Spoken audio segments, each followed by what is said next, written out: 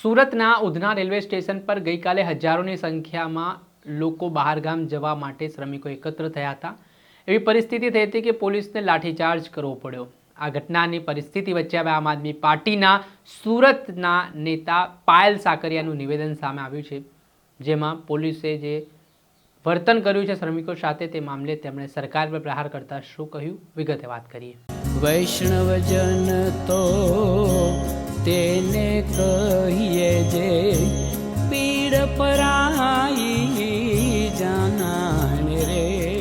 નમસ્કાર દર્શક મિત્રો, નવજીવન ન્યૂઝમાં આપનું સ્વાગત છે. ગઈકાલે સુરતની વાત કરીએ તો ઉધના રેલવે સ્ટેશન પર મોટી સંખ્યામાં લોકોના ટોળેટોળા ઉમટી પડ્યા હતા.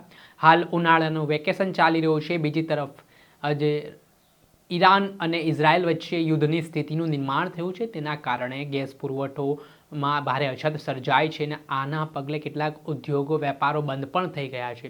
ત્યારે આના પગલે હવે શ્રમિકો છે તે પોતાના માદરી વતન તરફ દોટ મૂકતા દેખાઈ રહ્યા છે.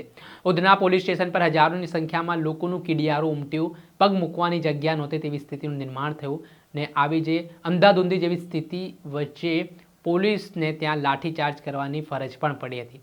આ ઘટનાના પગલે હવે આમ આદમી પાર્ટીના નેતા પાયલ સાકરિયા મેદાને આવ્યા છે. શ્રમિકોના સમર્થનમાં તેમણે વાત કરી છે અને પોલીસે જે લાઠીઓ ચલાવી છે તેને લઈને તેમણે રોષ પણ વ્યક્ત કર્યો છે.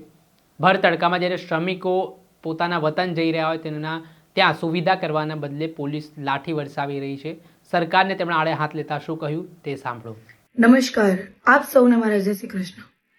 આજે ઉધના રેલવે સ્ટેશન પર જે ભીડ જોવા મળી છે, જે સુરતથી લોકો પોતાના ગામ તરફ જઈ રહ્યા છે, 12 કલાકની રાહ જોયા બાદ પણ એમને વધારે હજી રાહ જોવી પડે છે પોતાના ગામ જવા માટે ટ્રેનની. અને ખૂબ મોટી સંખ્યામાં કાળઝાળ ગરમીની અંદર ના તો છાયડાની વ્યવસ્થા છે, ના પાણીની વ્યવસ્થા છે, ના બેસવાની વ્યવસ્થા છે. અહીંયા વ્યવસ્થા હોય તો માત્ર ને માત્ર ભાજપની પોલીસ દ્વારા લાઠીચાર્જની. આજે ખૂબ મોટી સંખ્યામાં લોકો ત્યાં ગામડે જવા માટે નીકળ્યા હતા ત્યારે પોલીસ દ્વારા વ્યવસ્થાના ભાગરૂપે કહેવાય કે લાઠીચાર્જ કરવામાં આવ્યો. વ્યવસ્થાના ભાગરૂપે ના તો ત્યાં પાણીની વ્યવસ્થા થઈ અને ના છાયડાની વ્યવસ્થા થઈ, ના બેસવાની વ્યવસ્થા થઈ. પણ આ તમામ લોકો જે પોતાના ગામ જવા માટે ત્યાં ભેગા થયા છે, લોકો રેલની વાટ જોઈ રહ્યા છે, એમના ઉપર લાઠીચાર્જ કરવામાં આવ્યો. આપ સૌનું એટલા માટે આ વાત જણાવું છું કે થોડા વર્ષ પહેલા એટલે કે 2 થી 3 વર્ષ પહેલા જ્યારે કોરોનાનો સમય હતો ત્યારે આપણે સૌ સૌરાષ્ટ્રવાસીઓ ગામડે જવાનું હતું ત્યારે આપણી પાસે કોઈ વાહનની વ્યવસ્થા નહોતી.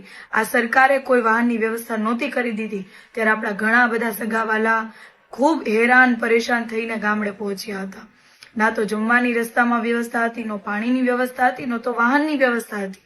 અને જ્યારે લોકડાઉનના અલગ અલગ નિયમો, ક્રાઇટેરિયા આવ્યા ત્યારે લોકોએ બહાર પણ જો થોડા પણ નીકળે તો લાઠીચાર્જ કરવામાં આવતો. તો એટલું સ્ટ્રિક્ટ બંદોબસ્ત ને સ્ટ્રિક્ટ સૂચન હતું. ત્યારે લોકોને ખૂબ માર માર્યો હતો. આજે રેલવે સ્ટેશન પર ખૂબ માર મરાઈ રહ્યો છે. આજે કોઈ પણ વ્યક્તિનું સેલ્ફ રિસ્પેક્ટ, સ્વાભિમાન હોવું જોઈએ. સ્વાભિમાન ઉપર ઠેસ પહોંચાડે કઈ રીતના ચલાવીએ? આજે જ્યારે માનવતા ઉપર વાર થાય ત્યારે તમે અને હું આપણે ચૂપ રહીશું તો કાલે કદાચ સવારે વારો આપણા પરિવારનો કે આપણા ઘરના સભ્યોનો આવશે. મારી તો આપ સૌને વિનંતી છે કે આવો આપણે સૌ પરિવર્તન કરીએ, આપણે સૌ બદલાવ કરીએ. જે 30 વર્ષથી ભાજપની સરકાર એક સારી નાની એવી વ્યવસ્થા નથી કરી શકતી તો બીજી શું અપેક્ષા રાખી શકાશે? આવો અત્યારે સમય છે. આપણી એક આંગળીની તાકાત, આપણા એક મતની તાકાત આ સરકારમાં બેઠેલા ઘમંડી લોકોને બતાવીએ. ઝાડુના 4 બટન ઉપર બટન દબાવીને ત્યારબાદ પીળું બટન દબાવીને આપણો વોટને રજીસ્ટર કરીએ અને પરિવર્તન કરીએ. અને આ જે માનવતા ઉપર જે ઘા કરી રહ્યા છે એને આપણે સૌ ભેગા મળીને જવાબ આપીએ. જય હિન્દ, જય ભારત.